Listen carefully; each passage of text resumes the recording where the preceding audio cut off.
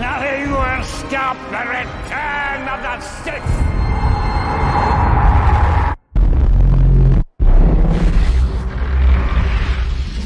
Let's go back to the year 2015. Two very different lawyer shows are started. Phase 2 of the MCU is wrapped up with Avengers Age of Ultron and Ant-Man, and Disney, after buying the rights to Star Wars, are set to kick off their trilogy. Now, when I was younger, I was a fan of all things Star Wars, so I was excited for new Star Wars movies. So in December of 2015, my friends and I went to The Force Awakens. I thought it was pretty good. Still had some pretty odd decisions every once in a while, and it felt like it was pretty much a New Hope too, with a lot of similarities to the first Star Wars movie. But the movie had a really good reception, and I really enjoyed seeing a Star Wars movie with modern day CGI and special effects. Then 2 years later, in December of 2017, came The Last Jedi, which had a very mixed reception. Critics seemed to love it, and fans seemed to hate it. I personally didn't like it. The whole time I was watching this movie, it always felt like characters were making dumb decisions just for the sake of having something unexpected happen. 2 years later, in December of 2019, came The Rise of Skywalker. The original director, Colin Trevorrow, left after creative differences, and J.J. Abrams, who directed The Force Awakens, took his place, and the story was rewritten. So not off to a good start. After disliking The Last Jedi, I came into this movie with pretty low expectations. I went to go watch The Rise of Skywalker, half wanting to see if JJ could fix the Disney trilogy, and half wanting to see how bad it got. And it got pretty bad. I know exactly where the Wayfinder is. Unfortunately, it is written in the runic language of the Sith.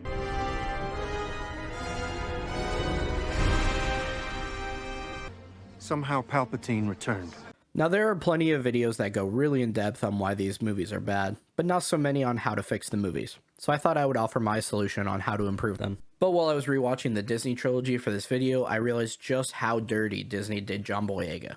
First, they photoshopped him out of the Chinese poster for The Force Awakens, then we go to The Last Jedi where you could cut out Finn and Rose's Casino Planet side quests and basically nothing would change. But at least on Crate, we're gonna have Finn sacrifice himself to save the Resistance, but nope. Rose comes out of nowhere and sideswipes him. Rose then gives this line with almost comedic timing.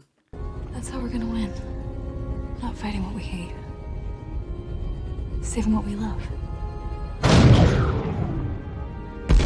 Finally, in The Rise of Skywalker, we get a few good moments of Finn, but we also get this. Right! Right! Right! Now, the easiest and possibly best way to go about this would to make the entire trilogy about Finn, because it would be really interesting to see a stormtrooper who defected become a Jedi and to see him battle the organization that kidnapped him as a child and programmed him to become a stormtrooper. But I'm not a good enough writer to try and rewrite an entire trilogy, so like Disney, we're going to toss Finn aside and focus on the original two main characters, Kylo Ren and Rey. I swear that's the last time I complain about Finn. My idea for this trilogy is that we would see Kylo become a Jedi again, but at the same time we would also see Rey turn to the dark side. I think this would not only be an interesting dynamic, but it would also bring some cohesion to the trilogy, which I think was one of Disney's biggest issues. We can see this with Kylo's helmet. In The Last Jedi, pretty early on, there's a scene in an elevator where Kylo Ren smashes his helmet. And then in The Rise of Skywalker, we get this scene where he forges his helmet back together, because JJ likes the helmet. It gets even worse when we look at the villains. In The Force Awakens, we had Snoke and we had Kylo Ren. Then in The Last Jedi, Snoke is killed by Kylo Ren, and this clears the way for Kylo to be the new main villain. He even declares himself the new Supreme Leader. But then we go back to JJ for The Rise of Skywalker, and JJ wants Kylo to go back to being a Jedi. And now he can't use Snoke anymore. So instead we get Palpatine, and this is so out of nowhere, they can't think of a good way to explain how Palpatine is back, so instead we get this.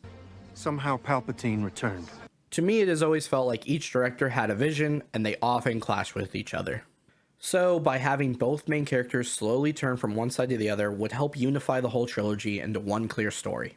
Now, I think that Kylo Ren's journey back to Ben Solo is done pretty well, but having your main character turn from hero to villain is pretty tough, and if it's not done properly, it could ruin the entire story.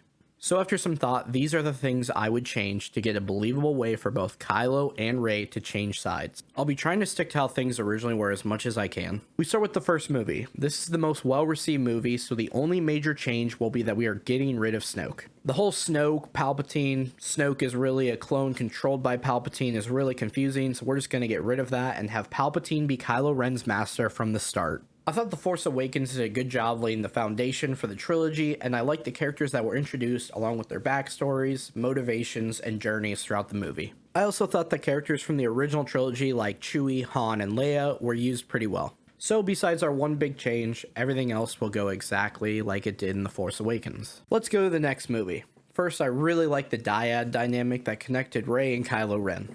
All throughout the movie, these conversations allow our respective main characters to try and pull the other to their side. I guess I'm keeping the First Order chasing the Resistance plot going because I said I would try to keep to the original plot. So Finn and Rose will still go on their Master Codebreaker adventure. Also, because Rey is going to turn to the dark side, the fact that Luke freaks out that Rey goes to the dark side the first time she really connects to the Force is a much bigger deal. The first major change of this movie is that I would have Kylo's talk with Han happen before Rey leaves to try and turn Kylo to the light side. This conversation between Kylo and Han is really a conversation between Kylo and what he imagines Han would say. So I would have Han include a lesson about forgiveness, which will come back later. Kylo would be conflicted but not yet ready to turn. When Rey arrives on the First Order's main ship, Kylo would bring Rey before Palpatine. Then Palpatine would try and manipulate Rey and be friendly to her. In the prequels, Palpatine was a master manipulator, but in the Rise of Skywalker, he kinda gets reduced to a generic creepy evil guy. And we know that one of Rey's primary motivations up to this point has been trying to figure out why her parents left her on Jakku. So if Palpatine is able to reveal that he is her grandfather and tell her that he has been looking for her all her life, she would somewhat start to trust him. We would then have a scene where Palpatine asks Rey to join him, and Rey wouldn't make her decision right away, but instead be a little bit conflicted.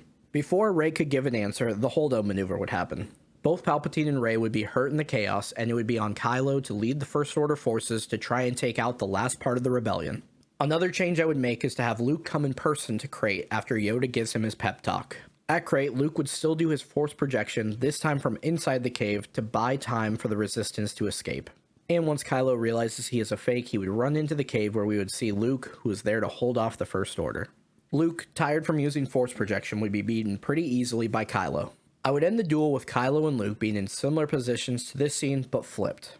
I would then have Kylo ready to strike and kill Luke, but hear the words that Han told him about forgiveness, and he would let him go just before First Order reinforcements marched into the cave. Luke and the rest of the Resistance would then escape in the Falcon, losing this battle, but they at least got Luke back to the Resistance. On to the last movie. There would be a bit of a time jump like in the Rise of Skywalker, and we would pick up with Palpatine, Kylo, and Rey on Exegol.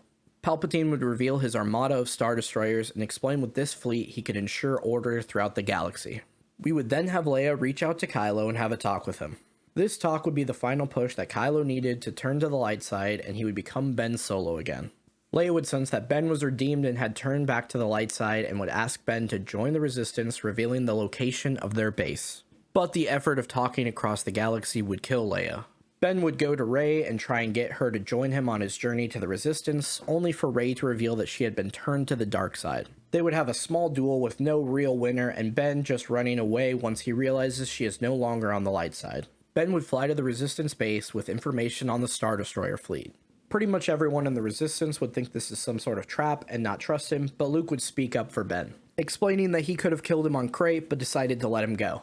At this point, with Leia passing, Luke would pretty much be in charge of the whole entire Resistance, so him speaking up would be enough for the Resistance to trust him. Once again, because I said we would try to stick to the original plot of the Disney trilogy, the Resistance needs to find a Wayfinder to find their way to Exegol.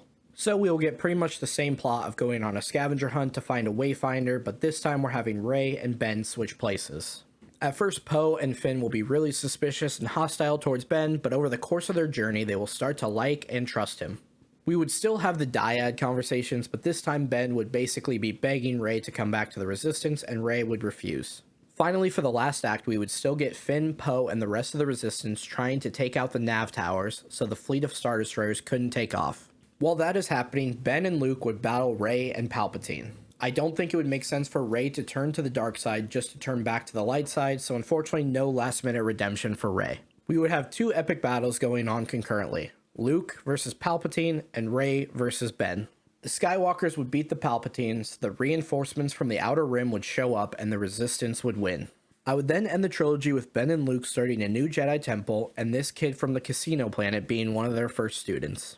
Now, if Disney decided from the start that they would show Kylo redeem himself and become a Jedi again, while also showing Rey fall to the dark side, then both their transformations would be a lot smoother than what I laid out, because ideally the writers at Disney are better than me at, well, writing. But I thought I would show how a few tweaks and a different direction for our two main characters could change the story of the trilogy. But is this an improvement or not? Let me know in the comments down below, and if you enjoyed the video, please like and subscribe. I had to watch what I consider two terrible movies, so a like on the video would be really appreciated. But with all that being said, thanks for watching, and I'll catch you in the next one.